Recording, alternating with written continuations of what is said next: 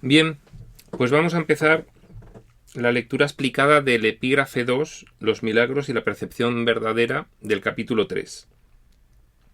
Bueno, el mismo título de los milagros y la percepción verdadera nos evoca la gran influencia que tienen los milagros para que nosotros podamos tener una percepción certera, una percepción cierta. Nosotros, desde el momento en el que decidimos vivir el sueño de la ilusión, a partir de ahí nuestra mente abandona el conocimiento, que es nuestra naturaleza original, y decide comenzar a percibir. La percepción implica interpretación. Los milagros, precisamente, lo que van a conseguir es que nosotros vayamos corrigiendo nuestra percepción de errada a percepción milagrosa o percepción correcta.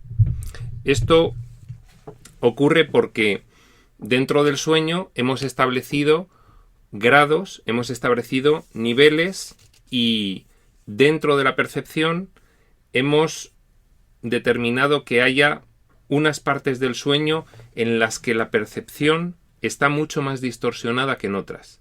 Entonces, nuestro camino va a ser, en primer lugar, corregir la percepción, dejar de percibir erróneamente lo que vemos, lo que experimentamos dentro del sueño, y comenzar a percibirlo correctamente, para luego después poder dar el último paso hacia el conocimiento. Comienza en el punto 1. Jesús en primera persona. He afirmado que los conceptos básicos a los que este curso hace referencia no admiten grados. Bien, nada más empezar el curso hay una primera afirmación de que no hay grados de dificultad en los milagros, dado que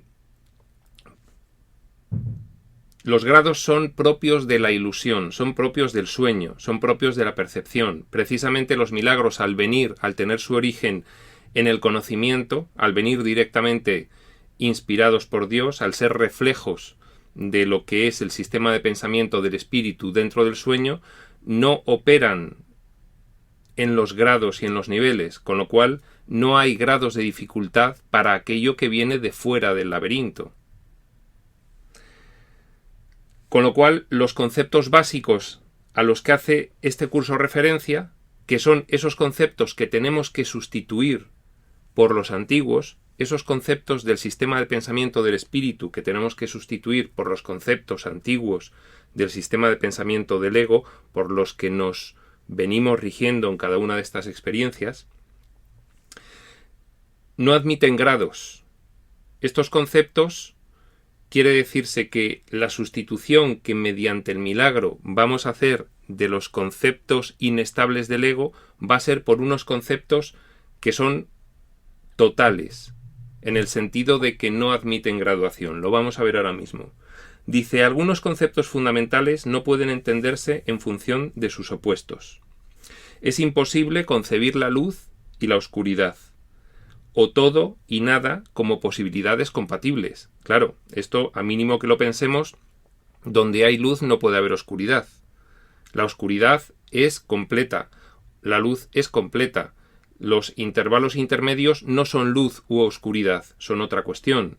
Lo mismo que todo es todo, nada es nada. No puede haber un poco más o un poco menos de todo, o un poco más o un poco menos de nada. No se puede entender en función de sus opuestos. No son compatibles a la vez. Estos conceptos, continúa diciendo, son o completamente verdaderos o completamente falsos. Es esencial que te des cuenta de que tu pensamiento seguirá siendo errático hasta que te comprometas firmemente con la luz o con la oscuridad.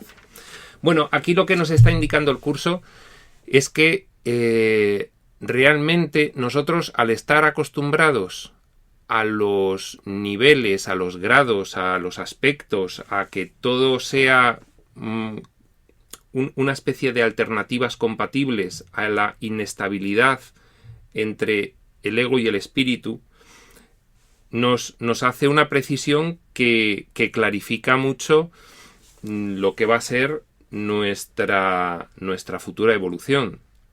Y es que hay unos conceptos del curso, que son los conceptos esenciales, que hasta que no se corrijan completamente, de forma íntegra, se puede considerar que no ha acabado ese aprendizaje, que no ha acabado esa labor de evolución, que no hay un despertar. ¿De acuerdo?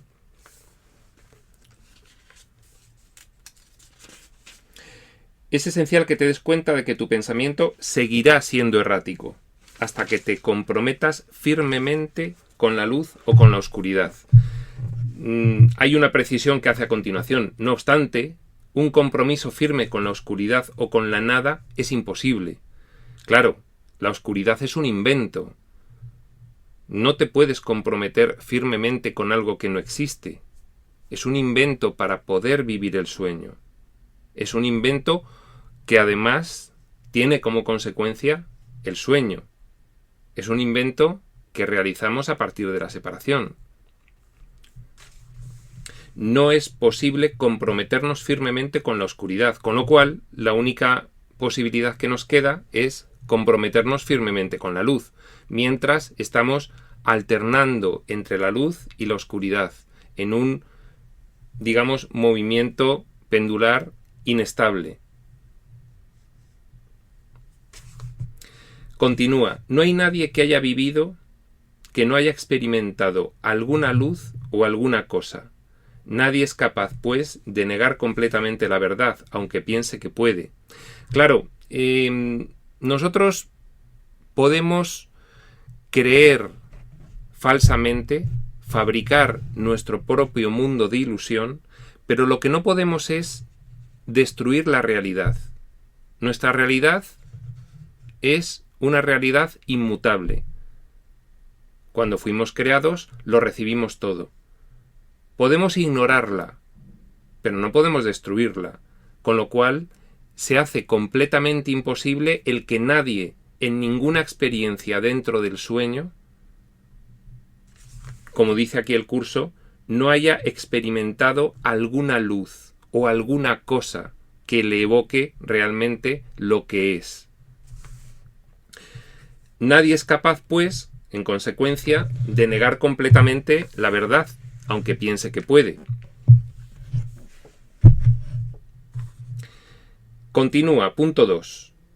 La inocencia no es un atributo parcial. No es un atributo parcial. No nos va a servir. No, esta persona es bastante inocente. No. O se es completamente inocente o no se es inocente a los efectos de la corrección de la percepción. O la percepción se corrige completamente o no va a haber posibilidad de pasar al conocimiento. Esto es el ejemplo que muchas veces se ha puesto de que el agua se calienta en mayor o menor grado, pero no es hasta un determinado punto, los 100 grados centígrados, hasta el cual entran en ebullición, con lo cual hasta ese punto tú puedes calentar bastante el agua, pero no la has calentado lo suficiente. Es esto a lo que se refiere con la inocencia. No es un atributo parcial, no es real hasta que es total. El agua no se convierte al estado gaseoso hasta que no se llega a un calentamiento suficiente, a los 100 grados. Los que son parcialmente inocentes a veces tienden a actuar neciamente. Su inocencia no pasa a ser sabiduría hasta que no se convierte en un punto de vista de aplicación universal. Claro, aquí ya nos está dando una pista. La inocencia no es parcial, debe ser total y de aplicación universal.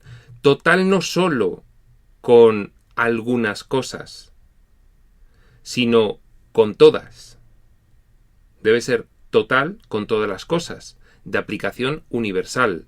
Por eso, en la relación que nosotros podamos tener con un hermano, que al final, pues un curso de milagros se enfoca a la relación que tenemos con los demás, porque lógicamente lo único real son las creaciones de Dios y Dios mismo, Dios y la filiación.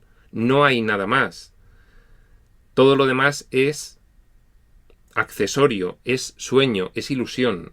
Con lo cual, el curso debe referirse a la relación entre las entidades de la filiación.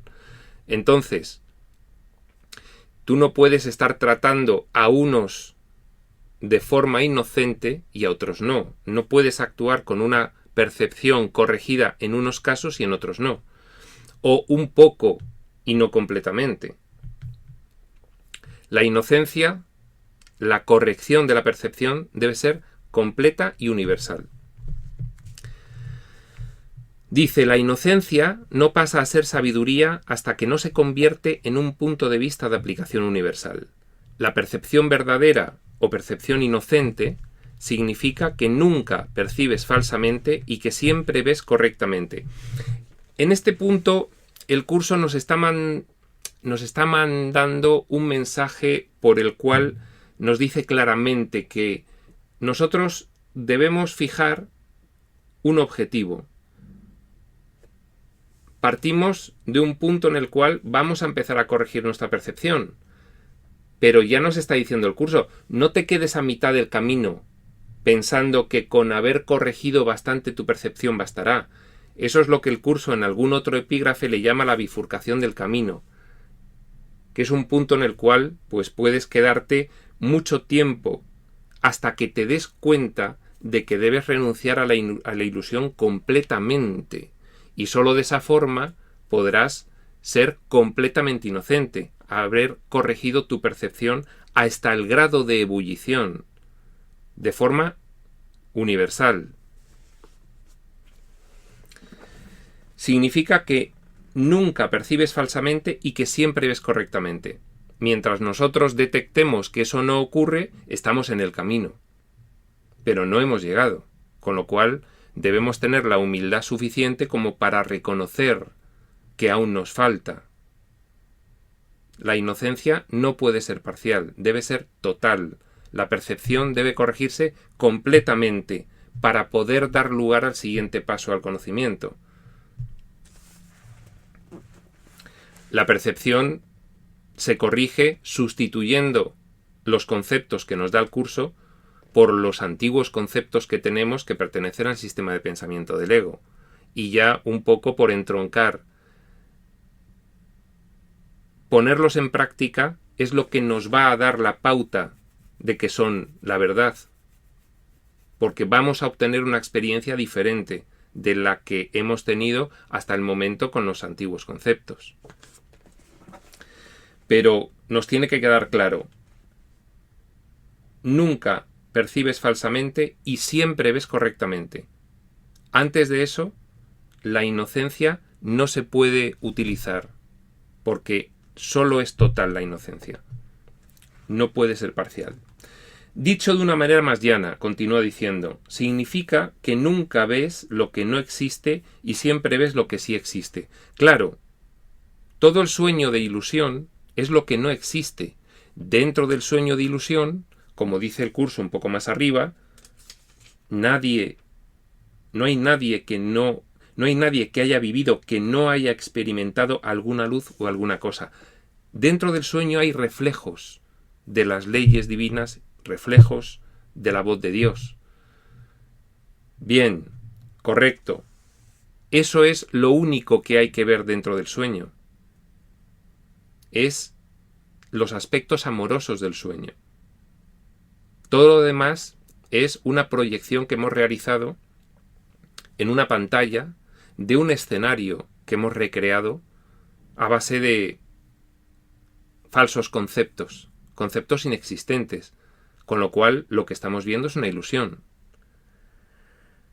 La inocencia total significa que nunca ves lo que no existe y siempre ves lo que sí existe. Cuando ves a un hermano, ¿qué estás viendo? Su cuerpo no existe. ¿Qué puedes ver en tu hermano que exista? El ser trascendente que hay detrás. que en principio no lo vas a poder ver con los ojos físicos. Tendrás que ir desarrollando lo que el curso llama la visión espiritual, que es una precisamente consecuencia de la corrección, consecuencia de ir poniendo en práctica esos nuevos conceptos que da el curso e integrándolos en tu vida. Llegará un momento en que lo que veas enfrente no sea un cuerpo y no sea una falsa interpretación, no sea algo producto de juicios del ego, sino sea la única realidad que hay detrás, que es un ser divino en un momento, en una fase de sueño distorsionada. El punto 3. Cuando no tienes confianza en lo que alguien va a hacer, ahora está poniendo Jesús algunos ejemplos de lo que es ver lo que no existe y ver lo que sí existe. Cuando no tienes confianza en lo que alguien va a hacer, estás dando testimonio de tu creencia de que esa persona no está en su mente recta.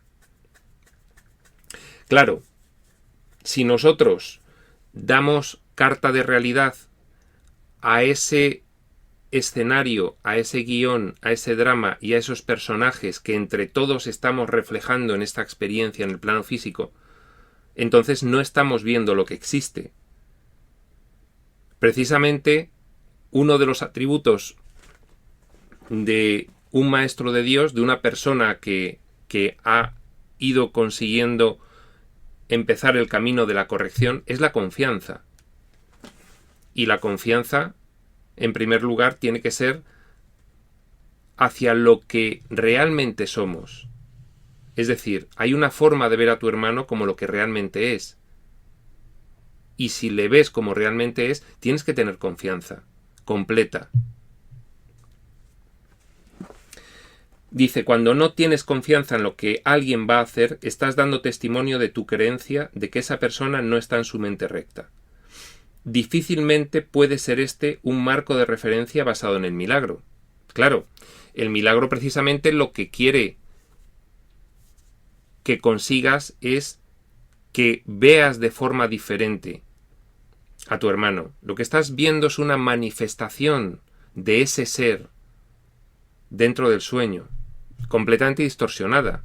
Es una proyección del sistema de pensamiento oscuro del ego, pero ahora sabemos lo que es, sabemos lo que hay detrás, sabemos qué somos realmente, nos lo está diciendo el curso, y sabemos por qué estamos aquí viviendo, viendo, oyendo y experimentando estas cosas. Entonces, aquí está la alerta de poder mantener siempre con tu hermano un encuentro santo, que es un encuentro en el cual tú reconoces lo único de real que hay ahí en lo que estás viendo y desechas lo que no lo es. Y por lo tanto, si ves lo real, no puedes sino tener confianza en que las consecuencias de la verdad, que es la auténtica naturaleza de tu hermano, no pueden ser otras que pensar que lo que hay detrás es siempre certeza. En caso contrario, difícilmente puede ser ese un marco de referencia basado en el milagro. Claro, esa falta de confianza, continúa diciendo, produce asimismo el efecto desastroso de negar el poder del milagro.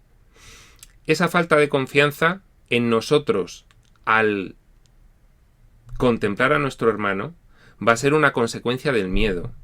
El miedo va a hacer que distorsionemos nuestra percepción de él. Y esto, por supuesto, niega el poder del milagro. Cuando estamos contemplando de esa forma, estamos impidiendo sustituir ese concepto del ego por el nuevo concepto del espíritu. El ego nos va a inducir a pensar que lo que estamos viendo con los ojos físicos es lo único real. El curso nos da otra pauta para percibir. Y para poder ir desarrollando la visión espiritual, tenemos que tener claro, a nivel conceptual, qué es lo que estamos viendo. ¿Qué hay detrás de los cuerpos?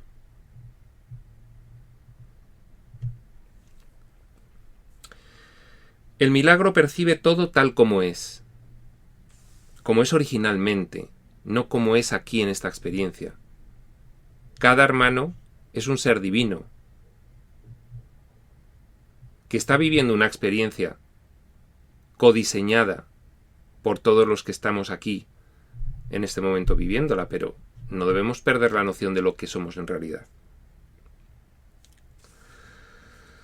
Si lo único que existe es la verdad, lo único que la mentalidad recta puede ver es perfección. Eso sería una consecuencia de la inocencia, ver nada más que perfección. Eso sería una consecuencia de haber realizado una corrección completa y universal. Ver nada más que percepción, independientemente de lo que señalen tus ojos físicos. Puedes ver a una persona realizando actos completamente opuestos a su naturaleza. Puedes ver una persona atacando, puedes ver una persona juzgando. Pero si ves ese cuerpo, ese ataque y ese juicio, no estás percibiendo lo que hay detrás, que es lo único real. Te estás fijando en la apariencia, en la interpretación. Y es una interpretación tuya, porque eres tú quien está decidiendo qué es lo que ves proyectado. Eres tú quien puede decidir ver lo trascendente y ver la perfección, o ver lo superficial, lo aparente, lo interpretativo. Es una elección. Y a base de elecciones, de aplicar los conceptos del espíritu y ver lo que realmente hay, es como se va logrando esa corrección y el camino hacia la inocencia, la visión inocente.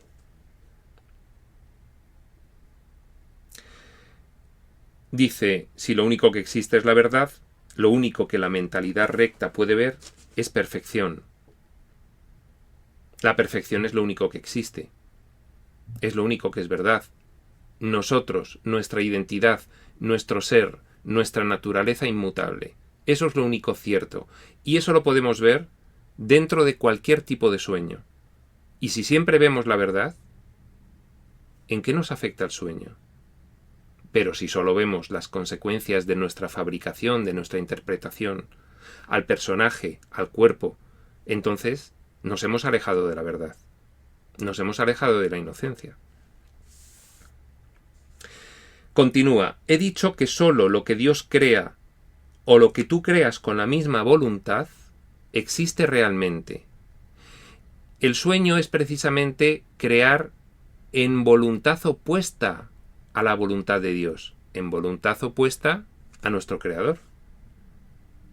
Por eso es crear falsamente, porque creamos, le llama el curso fabricar, contra nuestra naturaleza. He dicho que solo lo que Dios crea o lo que tú creas con la misma voluntad, es decir, co-creas con Él extendiendo el amor, solo eso existe realmente, porque solo el amor existe, solo las manifestaciones del amor existen. El miedo, la culpa, la creencia en el pecado, la escasez, todo eso es opuesto a lo que somos. Eso es sueño, es ilusión, no es real. Lo hemos prediseñado para vivirlo. Si aquí le damos carta de realidad, no salimos de aquí. Hay que empezar dentro del sueño a distinguir lo que es real de lo que no. Y todo lo que es amoroso es lo real, y todo lo que no lo es ilusión. Eso es, continúa, pues, lo único que los inocentes pueden ver, la verdad, la perfección, lo que somos realmente. Los inocentes no adolecen de una percepción distorsionada. El inocente solo puede ver en función de lo que inicialmente él es. Inicialmente digo porque la situación en la que ahora estamos nos hace percibir que ha habido un momento, según nos dice el curso, previo a esta ilusión que estamos viviendo. En realidad es una forma de hablar. En realidad el no dualismo, que nos lo explica el curso en bastantes pasajes, nos lleva a saber la información, a entender que realmente esto que estamos viviendo no está ocurriendo. Son los destellos de un sueño de ilusión. Pero bien, para poder restaurar nuestra mente, debemos desde el nivel más bajo del sueño comenzar a distinguir lo real de lo irreal y empezar a actuar desde los niveles más bajos del sueño en función de lo que es verdad y de lo que no lo es. Punto 4. Tienes miedo de la voluntad de Dios porque has usado tu mente, que Él creó a semejanza de la suya propia, para crear falsamente. Claro, ahora lo vamos a ver en la explicación de que nosotros, en nuestra naturaleza original, somos una sola mente y una sola voluntad con Dios. No puede ser de otra forma. Ahora lo entenderemos. Pero vamos a adelantar una cuestión. Si nosotros nos apartamos de la voluntad de Dios, tiene que ser porque hemos dejado entrar en nuestra mente conceptos contrarios a nuestra naturaleza. Eso nos llevaría a pensar que tenemos una voluntad distinta y que, por lo tanto, habría una confrontación de voluntades. Y eso nos llevaría al temor de una voluntad diferente de la nuestra, que es lo que nos ocurre. La separación, dice el curso en los primeros capítulos, es el desvío hacia el miedo. El miedo es precisamente porque dentro del sueño nos hemos convencido de que tenemos una voluntad diferente a la voluntad inicial, a la voluntad de Dios, con la que fuimos creados y que utilizamos con Él en la cocreación, en la extensión, que es la única forma en la que nuestra mente puede operar.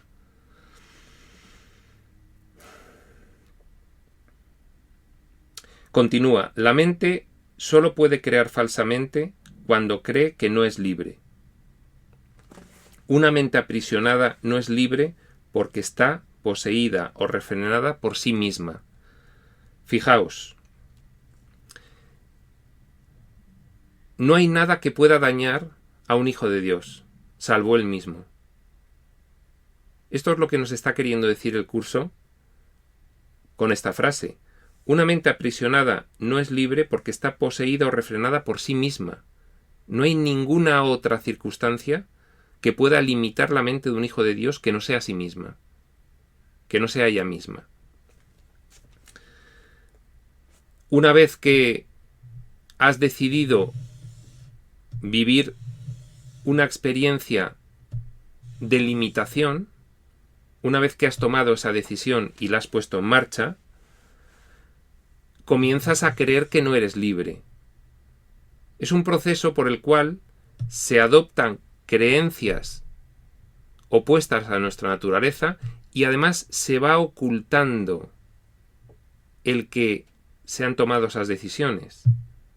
Ese es el proceso de la separación por el cual llegamos a los niveles profundos del sueño, en el que esta conciencia asociada a este cuerpo no se da cuenta, no se acuerda y no tiene noción de la serie de decisiones que ha ido tomando en el proceso de la separación para llegar a este punto. La mente solo puede crear falsamente cuando cree que no es libre. Y una mente aprisionada no es libre porque está poseída o refrenada por sí misma. Está, por lo tanto, limitada, y la voluntad no es libre de afirmarse a sí misma. Esto en realidad, como venimos diciendo, es una decisión. Porque nadie nos podría imponer esa limitación. Porque fuimos creados ilimitados, con pleno conocimiento. Y las únicas limitaciones que sufrimos son impuestas por nosotros mismos. Dice, ser uno es ser de una misma mente voluntad. Por eso hay que aclarar, para que quede perfectamente comprendido, qué significa el curso que hay un solo Hijo de Dios, que hay un único Hijo de Dios. Esto no significa que no haya diferentes identidades, sino no habría filiación. Lo que ocurre es que todas esas identidades creadas por Dios, todos esos seres creados a imagen y semejanza divina, disfrutan o participan de una misma mente y de una misma voluntad. ¿Qué quiere decir que se tiene una misma mente? Pues se puede comprender fácilmente haciendo un ejercicio, que es cerrando los ojos y pensando que mi voz, la que ahora mismo estás escuchando, son mis pensamientos, de forma que yo no puedo pensar nada sin que tú lo sepas. Y al contrario, tú no puedes pensar nada sin que lo sepa yo. Yo no puedo sentir nada sin que tú sepas lo que siento, y tú no puedes sentir nada sin que yo sepa lo que sientes. De esa forma, aunque somos identidades diferentes, nuestra mente es compartida. No hay nada privado, no hay pensamientos para sí. Todos los pensamientos son públicos. Todas las emociones son conocidas por todos los miembros de la filiación. Eso es una sola mente. Y de esa mente participamos con Dios. Y esa mente es la que tiene todo el conocimiento. Nuestra conciencia de vigilia, la mente con la cual ahora mismo nos desenvolvemos en esta experiencia, es una olita en el océano de lo que es nuestra mente en realidad. Una sola voluntad es consecuencia de una sola mente, porque una sola mente que tiene todo el conocimiento no puede más que tener una sola voluntad. ¿Qué va a decidir internamente en contradicción si todas esas entidades tienen todo el conocimiento y toda la información? Las contradicciones surgen como consecuencia de diferentes interpretaciones, y eso es propio de la percepción, del nivel del sueño. Cuando se tiene una misma mente ilimitada y todo el conocimiento, de forma inmutable y eterna, no hay posibilidad de tener otra voluntad que la de Dios, salvo que haya una división de la mente y una parte de la misma comience a soñar que no dispone de todos esos conocimientos, que no es ilimitada, que no es inmutable, que no vive bajo el paradigma del amor. Entonces, a partir de ahí es cuando se empieza a pensar que se tiene una voluntad diferente de la única voluntad real. Y ahí es cuando entra el miedo, la separación, el desvío hacia el miedo.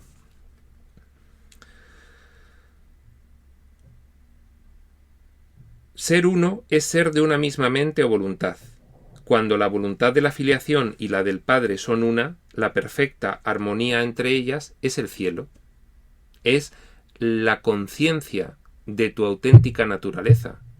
Es ser consciente de lo que eres, de lo que gozas, de participar de una misma mente, de tener una única voluntad. Ser consciente de eso es el estado mental que se le llama el cielo. Punto 5. Nada puede prevalecer contra un hijo de Dios que encomienda su espíritu en las manos de su Padre. Al hacer esto, la mente despierta de su sueño y recuerda a su Creador. Fijaos cómo lo dice. Nada puede prevalecer contra un hijo de Dios que recupera la conciencia de lo que es, que encomienda su espíritu en las manos de su Padre, que decide a partir de ese momento no ver nada más que la verdad, que decide ser completamente inocente. Nada puede prevalecer contra un hijo de Dios. ¿Por qué?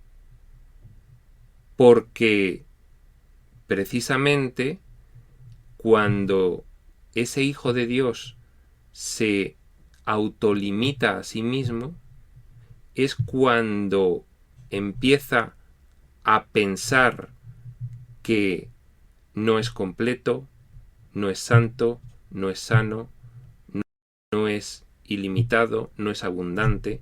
Empieza a pensar en todo lo contrario, pero es él mismo el que lo decide. Por eso, en cuanto recupera la conciencia de quién es, nada puede prevalecer contra un hijo de Dios. Al hacer esto, la mente despierta de su sueño y recuerda a su Creador. Una vez que tú, por ese proceso de corrección de tu percepción,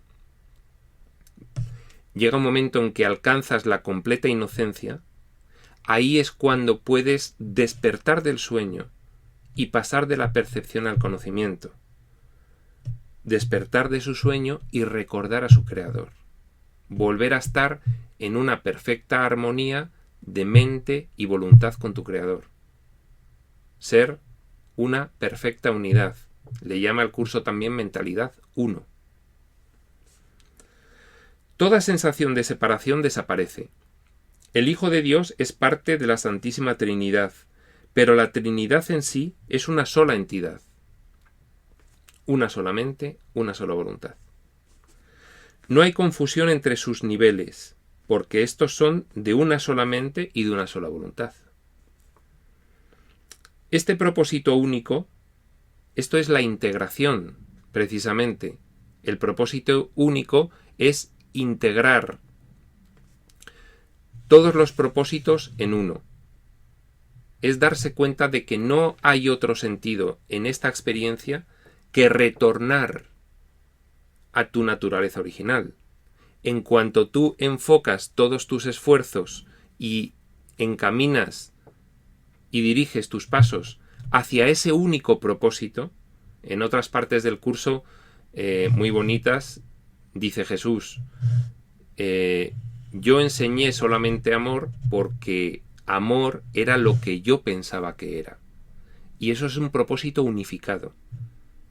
Con un propósito unificado no hay nada más que un camino directo. Ese propósito único crea perfecta integración y establece la paz de Dios. La paz de Dios que supera todo razonar solo se consigue con la inocencia completa.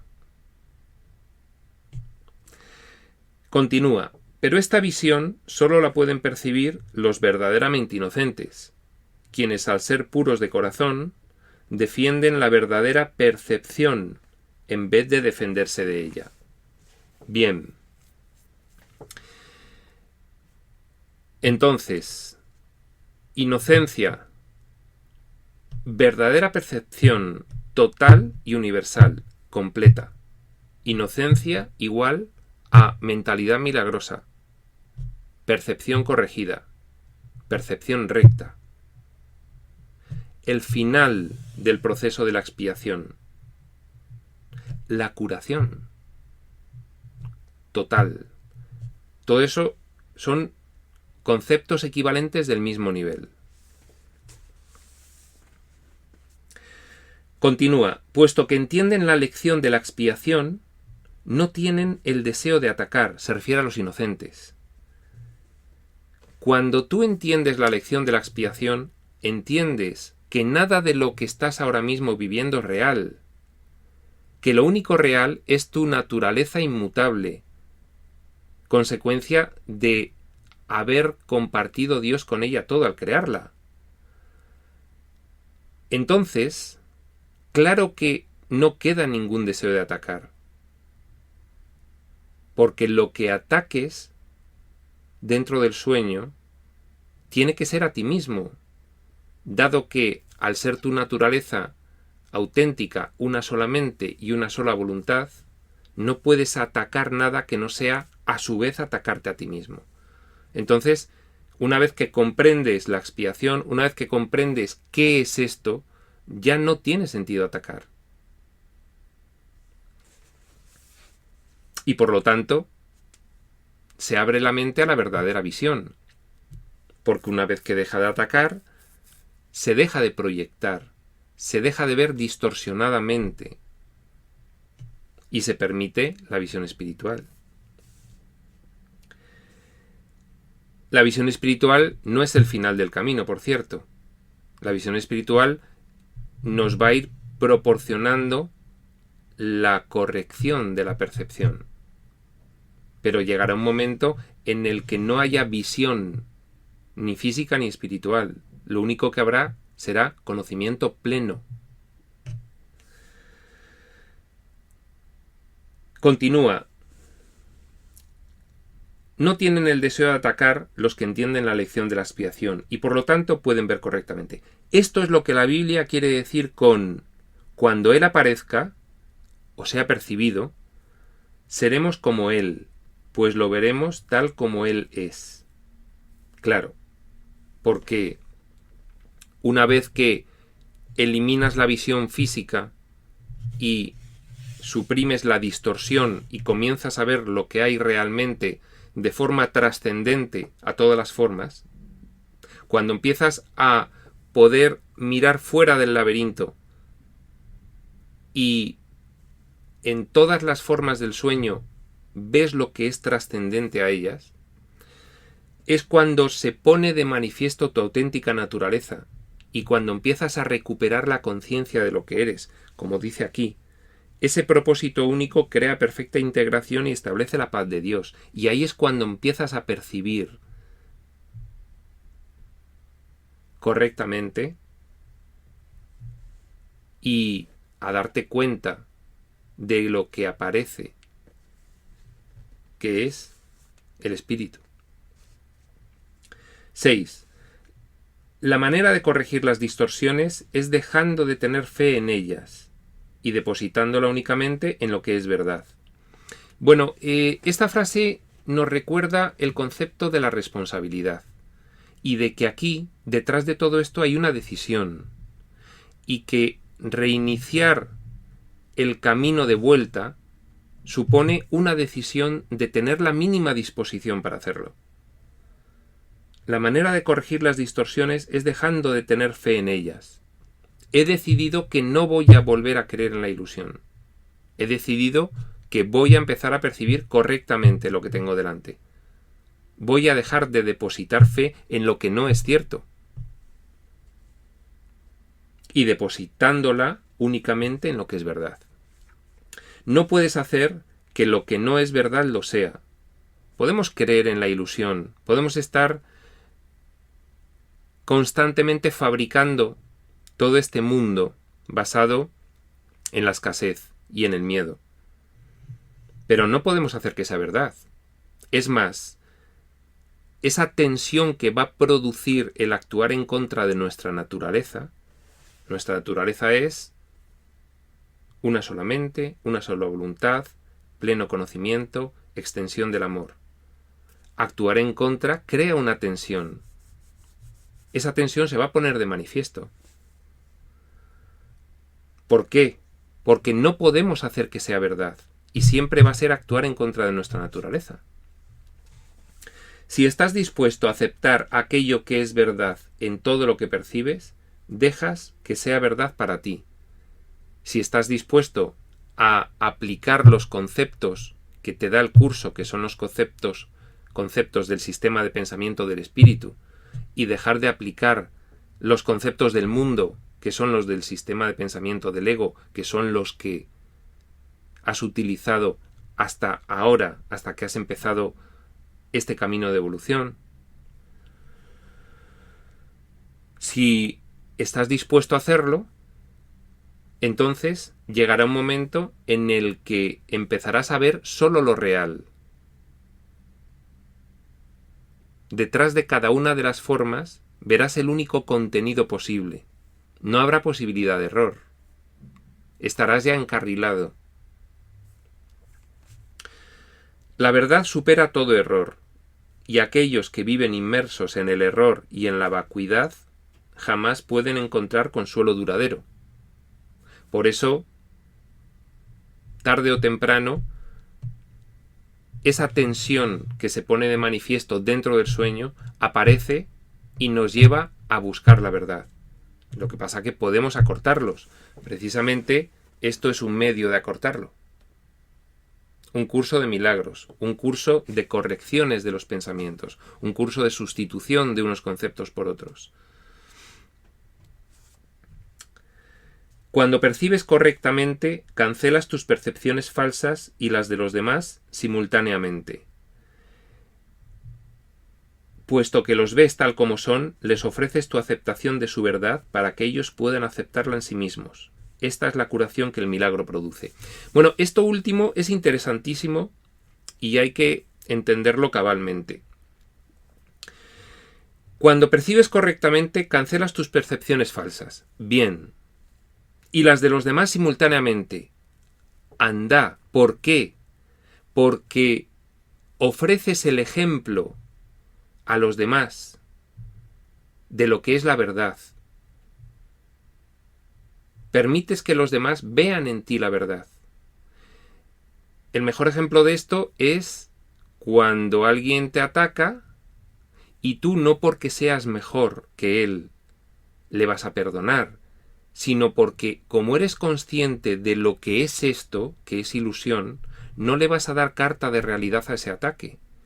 Y al ver la otra persona que no te sientes perseguido por ese supuesto ataque, y al ver la otra persona que no le condenas y le vuelcas la culpabilidad por ese supuesto ataque, al ver que hay en ti una percepción correcta de lo que ocurre que hace que no percibas como un ataque aquello, eso es algo que tiene una influencia completa, es el milagro, es la extensión del milagro.